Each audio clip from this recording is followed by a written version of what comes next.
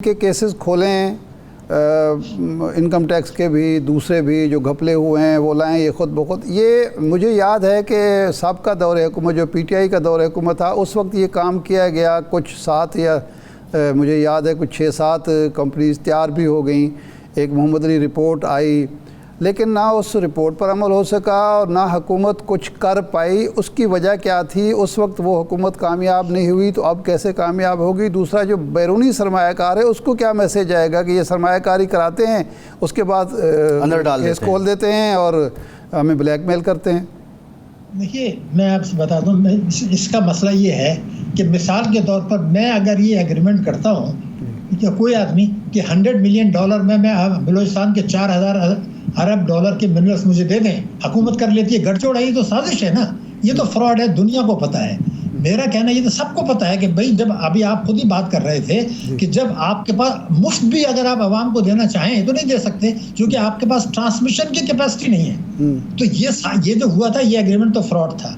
मैंने जो कुछ कहा है, मुझे उस वक्त जो आपने जो इमरान खान के दौर का जिक्र किया, ये हो सकता था, लेकिन जो उनके एडवाइजर्स थे, जो उनके वज़रा थे, उन्होंने उनको कहा कि खुदा के गज़ब से डरें। ये वो लोग हैं जिनके मदद से आप इक़्तिदार में आए हैं। ये वो मदद हैं जो लोग आपको डोनेशन देते हैं। वो खुद शामिल थे उसके अंदर, उनके एडवाइजर्स ये वही थे जो सीपैक को भी पीछे डाल रहे थे। मैं तो ये कह रहा हूँ कि आप उनका नाम ECL में डालें। उन्होंने कर्जे माफ़ कराए हुए हैं गैर कानूनी तरीके से सबको, तो वो आप पकड़ें, उनको टैक्सों के मामला खोलें। इसमें बैरूनी सरमायाकार तो ये कहेंगे कि ये अच्छा हो रहा है इसलिए कि उनके पैसे को तहफ़्फ़ुज़ मिल रहा है। आपने अभी किसी बैरूनी, मैं ये नहीं कह रहा, 45% तो हुकूमत के शेयर्स है ना इसमें, जनरेशन के, उसको वो अगर आप टच करेंगे तो बजट खसारा बढ़ जाएगा। सीपैक से आप कर नहीं सकते, क्योंकि आप उनसे $15 अरब के कर्जों की रीशेड्यूलिंग की बात कर रहे हैं। $1.8 अरब आपने उनका मुनाफा नहीं दिया है, तो आप तो उनके खुशामद कर रहे हैं कि IMF कह रहा है जी मैं आपको पैसे नहीं दूंगा, पहले ये $15 अरब के रीशेड्यूल करा लें। तो मेरा कहना है कि हम सीपैक में भी नहीं जाते। 40% उनका है, 45 हुकूमत का है। ये ले दे के चंद सौ अरब का मामला है, इससे ज़्यादा का नहीं है। तो लेकिन मैंने तो आपको ECL में कहा है पाकिस्तानी शहरियों के जो इस फ्रॉड में मुलव्विस हैं। मगर जो मैं अहम नुक्ता आपको बता रहा हूँ, जो मसले का हल है ECL के अलावा, शहबाज शरीफ साहब ने, वज़ीर-ए-आज़म पाकिस्तान, ये कहा कि FBR अपनी कैपेसिटी से 15,000 अरब रुपया कम वसूल कर रहा है। लेकिन उन्होंने FBR का कहा, अगर आप सूबे और दूसरे मिलाएं तो वो बनता है 22,000 अरब रुपया साल का। ये तो चंद सौ अरब का मामला है, मैं 22,000 अरब की बात कर रहा हूँ, 22,000 अरब की। और वजीर खजाना ने ये कहा कि जी 6,000 अरब की चोरी हो रही है। तो मैं कहता हूँ आप इन लोगों पे हाथ डाल लें तो बिजली के नर्ख तो वैसे ही कम हो जाएंगे। तो ये ग्रुप सब सामने आया, आपस की लड़ाई थी कि ये जो अशराफिया की मईशत है, ये जो 22,000 अरब का मामला आ रहा है, ये 6,000 की चोरी है, ये जो 10 करोड़ लोग गुर्बत की लकीर से नीचे हैं, ये जो 26 मिलियन बच्चे स्कूल नहीं जा रहे, इनका मामला है। ये एक और आपको खतरनाक जो साजिश हो रही है वो ये है, मैं आज आपको बता रहा हूँ कि ये जो 37 महीने का प्रोग्राम है, इसमें मईशत लड़खड़ाती रहेगी और लाजमन हम इसके 37 माह के बाद फिर 25वें प्रोग्राम में जाएंगे जो इज्तिमाई खुदकुशी है। हालांकि वज़ीर-ए-आज़म कह रहे हैं कि हम नहीं जाएंगे, सबको पता है कि जाएंगे। तो ये उस मामलों को सबको पीछे डाल दिया। ये मुल्क नहीं, शाहिद साहब जो आपने वज़ीर-ए-आज़म साहब को कोट किया है कि 22,000 रुपये का मामला है, क्या आप इस बात से इत्तफाक कर रहे हैं कि वाकई कैपेसिटी का मसला है? अगर कैपेसिटी का मसला है तो ये जो टैक्सेस, इनडायरेक्ट टैक्सेस की भरमार है और महंगाई की बुनियादी वजह है, तो फिर इसका हल क्या है? क्या FBR की कैपेसिटी इन्हेंस करनी पड़ेगी, या निगरान गवर्नमेंट में उन्होंने कुछ चेंजेस करना चाहिए तो वो उस वक्त FBR के अंदर से ही लोग इकट्ठे हो गए?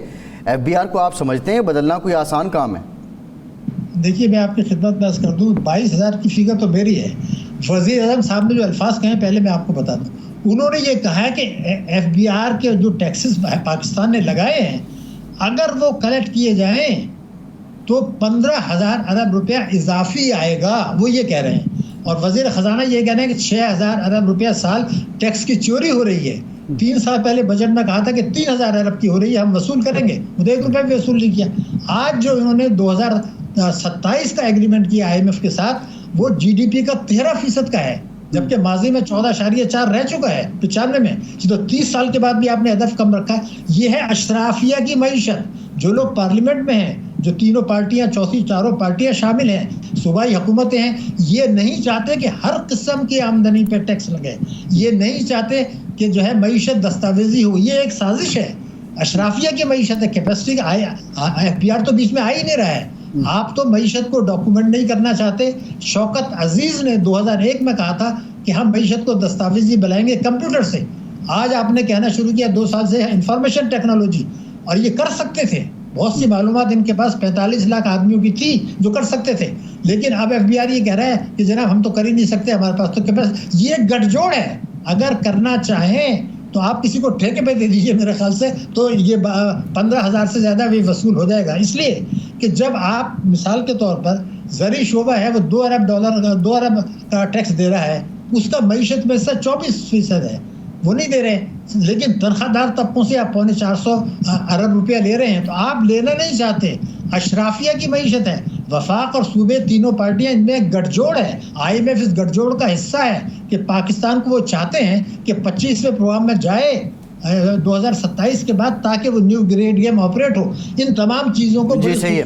अच्छा शाहिद साहब ये बताइएगा आज कुछ फिगर्स आए हैं, शरह सूद कम की गई है 1%, जो फिच है उसने CCC+ कर दिया, आपकी दर्जाबंदी कुछ बेहतर हुई है, वज़ीर ख़जाना कहते हैं करंट अकाउंट डेफिसिट कम हुआ है। इन रियल टाइम ये इंडिकेटर्स क्या इकनॉमिक स्टेबिलिटी की तरफ लेके जा रहे हैं? ये इस बात की अक्कासी है कि हुकूमत की जो पॉलिसीज़ हैं और ये जो इतनी सख्ती अवाम झेल रहे हैं, इसके समरात आने हैं? देखिए, मैं आपको रिकॉर्ड पे बता देता हूँ, आप चेक कर लीजिएगा। अभी रुपए की कदर गिरनी है, इस माली साल में कोई रोक नहीं सकता। तिजारती खसारा बढ़ना है, सबको पता है, वज़ीर ख़जाना को भी पता है। आपका जारी हिसाबात का खसारा बढ़ेगा, दुनिया की कोई ताकत रोक नहीं सकती।